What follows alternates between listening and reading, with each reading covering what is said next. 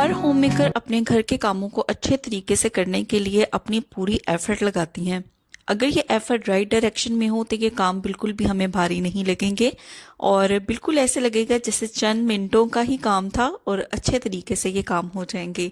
और बहुत से छोटे छोटे टिप्स एंड ट्रिक्स ऐसे होते हैं जिससे हम अपनी मनी को भी सेव कर सकते हैं और अपने टाइम को भी सेव कर सकते हैं। तो चलिए स्टार्ट करते हैं आज की इस वीडियो को। So welcome back to my channel Mish daily routine. आज सुबह जब वॉशरूम की क्लीनिंग के लिए मैं वॉशरूम में आई तो मुझे लगा ये पेस्ट बिल्कुल ख़त्म हो चुकी है तो मैं इसको डिस्कार्ड कर देती हूँ। लेकिन फिर मैंने सोचा कि क्यों ना एक हैक अप्लाई किया जाए और देखते हैं कि इसके अंदर कितनी पेस्ट बाकी रहती है। तो मैंने इस तरीके का ना कार्ड ले लिया है, कोई भी ट्रैवल कार्ड है या दूसरा कोई हेल्थ कार्ड है ना, तो इससे बड़े अच्छे तरीके से हम यूज़ कर सकते हैं। तो जो पेस्ट है ना उसकी बैक साइड से फ्रंट साइड तक मैं इसको लेके आऊंगी। इससे जितनी भी लेफ्ट ओवर पेस्ट होगी टूथपेस्ट के अंदर तो वो अच्छे तरीके से फ्रंट साइड पे आ जाएगी। तो ये देखें बिल्कुल इसी तरीके से मैं इसको चिपटा करके जो पेस्ट है इसके अंदर उसको फ्रंट साइड पे लाऊंगी और देखूंगी कि इसके अंदर मैक्सिमम जो है वो कितनी अभी बाकी थी। तो ये देखें बिल्कुल अच्छे तरीके से जो पेस्ट है उसको मैंने फ्रंट साइड पे कर दिया है। अब मैं इसका कैप ओपन करती हूँ और आपको दिखाती हूँ। तो ये देखें इसके अंदर अभी मैक्सिमम पेस्ट जो है वो बाकी है। तो 2-3 दफ़ा हम इसको आसानी से यूज़ कर सकते हैं। तो डिस्कार्ड करने से पहले छोटी छोटी चीज़ों के अगर हम इस तरीके के टिप्स एंड हैक्स को अप्लाई कर लें तो हम अपनी मनी को भी सेव कर सकते हैं और अपनी चीज़ों को ज़ाया होने से भी बचा सकते हैं।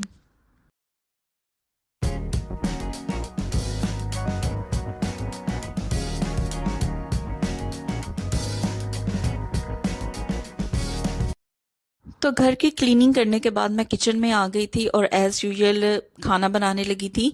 तो यहाँ पे देखें प्याज ऐसी चीज़ है जो हर खाने में इस्तेमाल होता है और इसका ये भी होता है कि जब भी हम प्याज काटते हैं तो हमारी आंखों से पानी निकलना शुरू हो जाता है।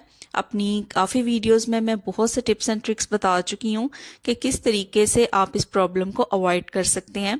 तो यहाँ से सबसे पहले ना मैंने टिश्यू पेपर ले लिया है और इसको अच्छे तरीके से 2-3 दफ़ा ना फोल्ड कर लिया। अब बिल्कुल इसको मैं पास रखूंगी जहाँ पे मैं प्याज कट कर रही हूँ, बिल्कुल उसी एरिया के पास रखूंगी। और उसके बाद मैंने शॉवर बोतल ले ली है और अच्छे तरीके से टिश्यू पेपर को पानी से मैंने वेट कर लिया है। अब ये टिश्यू पेपर आपने बिल्कुल पास रखने हैं कटिंग बोर्ड के। इससे क्या होगा कि जब भी आप प्याज काटेंगे तो इसकी जो एक कड़वाहट होती है वो ये वेट टिश्यू पेपर अपने अंदर एब्जॉर्ब कर लेगा, जज़ब कर लेगा और जितना चाहे प्याज आप काटें बिल्कुल भी आपकी आंखों से जो है वो पानी नहीं निकलेगा। सारे की सारी इसकी जो कड़वाहट है वो ये टिश्यू पेपर एब्जॉर्ब कर लेगा। अगर आपको ज़्यादा प्याज काटने हैं और आपको लगे कि टिश्यू पेपर जो है वो खुश्क हो रहा है, ड्राई हो रहा है, तो एक दफ़ा फिर से शॉवर बोतल से स्प्रे कर लें। तो मेरे घर में ना 2 वॉशरूम्स हैं और दोनों वॉशरूम्स में मैं इस तरीके के जो छोटे टॉवल्स होते हैं ना वो ज़रूर रखती हूँ। अब ये छोटे टॉवल्स मुंह हाथ धोने के लिए नहीं हैं, इनका बहुत ही एक ज़बरदस्त सा पर्पस है। मैं क्या करती हूँ कि जो भी वॉशरूम का डोर होता है ना उसके पीछे वाली वॉल पे इस तरीके के मैंने कमांड हुक्स लगा दिए हैं दोनों वॉशरूम्स के, और ये जो छोटे वाले टॉवल्स हैं ना ये यहाँ पे मैं हैंग कर देती हूँ। तो वॉशरूम्स के अंदर इस तरीके के छोटे टॉवल्स रहे ना क्लीनिंग पर्पस के लिए तो ये बहुत ही ना बेस्ट हो जाता है। इसका यूज़ हम मल्टीपल पर्पस के लिए कर सकते हैं, सरफेसेस को क्लीन करने के लिए वॉशरूम की। और मुझे ना वॉशरूम के अंदर बिल्कुल भी पानी नहीं पसंद। इवन मुंह हाथ धोने के बाद भी अगर थोड़ी बहुत जो छींटे हैं वो पानी की ज़मीन पे लग जाएं तो मेरा दिल करता है कि मैं इसको ऑन द स्पॉट जो है वो क्लीन कर लूँ और किसी भी तरह का जो स्पॉट है पानी का वो ना रहे, क्योंकि मुझे खुश्क जो वॉशरूम होते हैं ना मुझे वो पसंद है। तो इनको ऑन द स्पॉट मैं इस तरीके से इन जो छोटे टॉवल्स हैं क्लीनिंग पर्पस के लिए उससे फ्लोर को मैं वाइप आउट कर लेती हूँ। तो इस तरह से ना वॉशरूम जो है वो ड्राई रहता है, बिल्कुल भी इसके अंदर पानी नहीं रहता।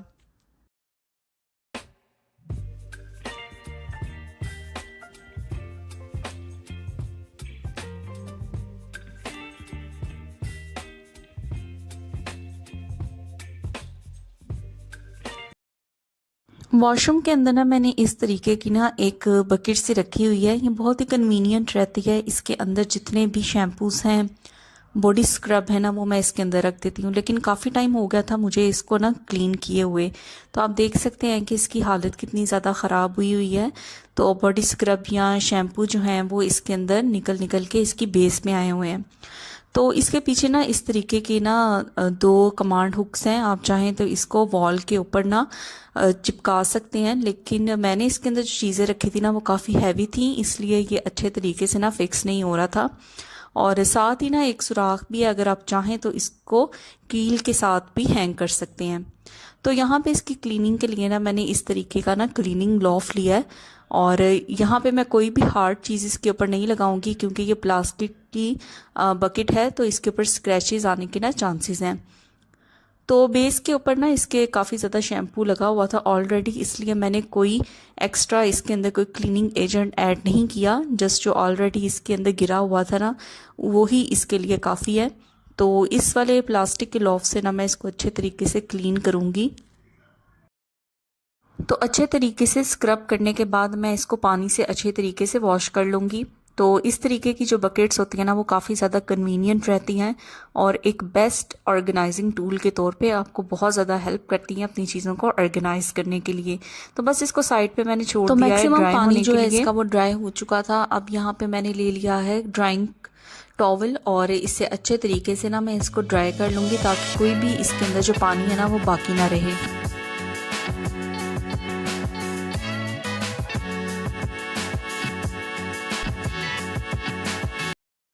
तो जितनी भी इसके अंदर डर्ट थी, मैल कुचैल थी, वो सारी की सारी साफ़ हो गई है। और बस इन सारी चीज़ों का मैं दोबारा से अरेंज करके रख दूँगी। तो ये बिल्कुल आप समझ लें जो बाथिंग टब है ना उसके बिल्कुल साथ मैंने ये बास्केट रखी हुई है, तो बहुत ज़्यादा कन्वीनियंट हो जाता है।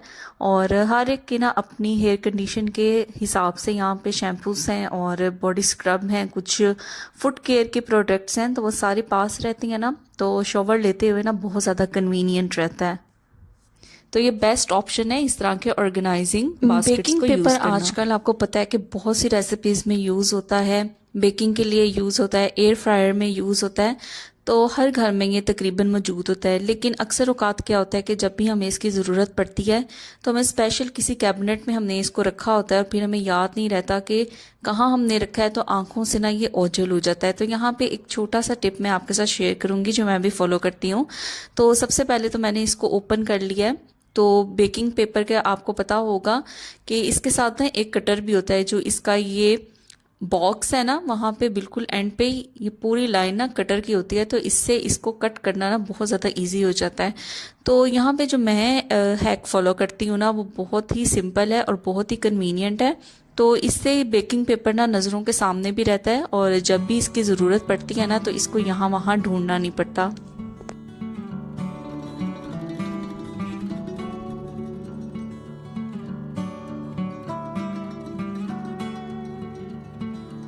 तो यहाँ पे मैं इसको रखने लगी हूँ किचन कैबिनेट में, लेकिन बहुत ही डिफरेंट तरीके से। तो थोड़ा सा बेकिंग पेपर जो है उसको मैंने इस तरीके से बाहर निकाल लिया है। अब जो कैबिनेट है उसका डोर मैं क्लोज कर दूंगी। तो ये देखिए बिल्कुल सामने है, जितना भी हमें बेकिंग पेपर रिक्वायर है उतना हम इजीली कट करेंगे। और कट करने के लिए बेकिंग पेपर को बाहर निकालेंगे और थोड़ा सा काउंटर के जो डोर है ना उसको प्रेस करेंगे, तो जितना हमें रिक्वायर होगा ना उतना इजीली कट के बाहर आ जाएगा। और जो बाकी का रिमेनिंग बॉक्स के अंदर बेकिंग पेपर है ना उसको अगेन थोड़ा सा बाहर की तरफ पुश कर लेंगे ताकि ये नज़रों के सामने रहे। तो बहुत ही ये इजी और कन्वीनियंट वे है। डिश ड्राइंग जो रैक होता है ना इसको अक्सर हम इग्नोर कर देते हैं, इसकी क्लीनिंग की तरफ ना हमारा ध्यान बहुत ही कम जाता है। तो मेरे साथ भी कुछ ऐसा ही हुआ, पता नहीं क्यों मेरे माइंड से स्किप हो गया कि मुझे इसको भी क्लीन करना है। तो आज मैं आपके साथ इसकी कंडीशन शेयर करती हूँ। और ये वाला जो डिश ड्राइंग रैक है ना इसके नीचे इस तरीके का एक प्लेट है, ट्रे टाइप है, जहाँ पे पानी जो है वो सारा गिरता रहता है। तो ये देखें कितनी इसकी बुरी कंडीशन हो चुकी है। तो यहाँ से ही बैक्टीरिया और जर्म्स वगैरह जो हैं वो फिर पैदा होने शुरू हो जाते हैं, और अगर पानी इसके अंदर स्टे करके रहे तो फिर मच्छर भी यहाँ से आने स्टार्ट हो जाते हैं। और कुछ मैंने वीडियो बनाने के पर्पज़ से भी इसको क्लीन नहीं किया था, ताकि मैं आपके साथ शेयर कर सकूं कि इसकी क्लीनिंग जो है वो कितनी इम्पॉर्टेंट है। तो यहाँ पे मैं इस तरीके का ना एक क्लीनर यूज़ कर रही हूँ। ये बहुत बेहतरीन ग्रीस कटर भी है, तो बहुत ही बेनिफिशियल है। अमूमन तो मैं घर के अंदर ही जो क्लीनर है ना उसको प्रिपेयर कर लेती हूँ, लेकिन ये मुझे काफ़ी देर हो चुकी थी, मार्केट से मैंने लाया हुआ था तो मैंने इसको यूज़ नहीं किया था, तो मैंने कहा चलो आज मैं इसको यूज़ करती हूँ। तो जितनी भी ये ट्रे है ना उसके ऊपर अच्छे तरीके से मैं इसको स्प्रे कर दूँगी। स्प्रे करने के बाद मैं स्क्रबर से इसको थोड़ा सा स्क्रब करूंगी और फिर मैं इसको छोड़ दूंगी तकरीबन 10 मिनट के लिए, ताकि ये जो क्लीनर है वो अच्छे तरीके से अपना काम करे और जितनी भी इसके ऊपर मैल कुचैल है या कोई ग्रीस है वो सारी की सारी जो है वो सॉफ्ट हो जाए।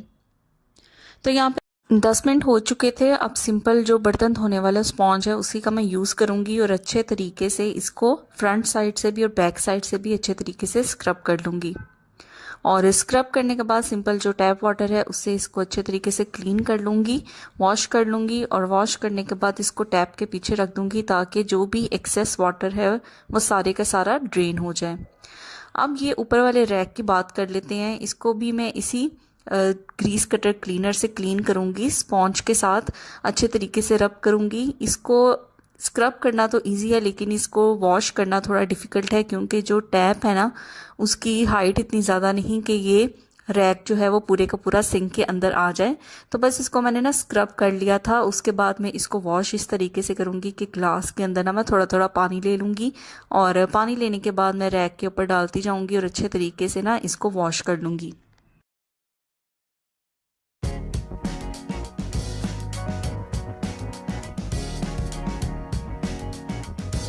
तो अच्छे तरीके से वॉश करने के बाद यहाँ पे मैंने अगेन ड्राइंग टॉवल ले लिया है और जितना भी एक्सेस वाटर होगा उसको मैं इस ड्राइंग टॉवल से अच्छे तरीके से वाइप आउट कर लूँगी।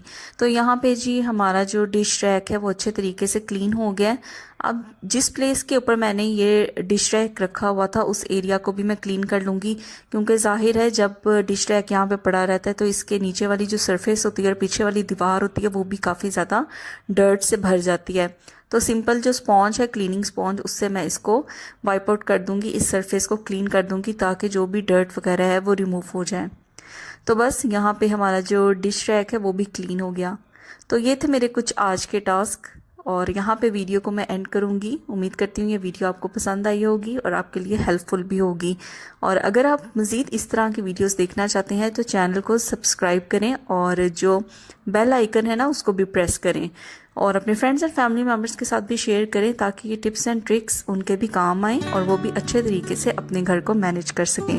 फिर मिलूंगी आपसे नेक्स्ट वीडियो में। Till then take care, bye bye.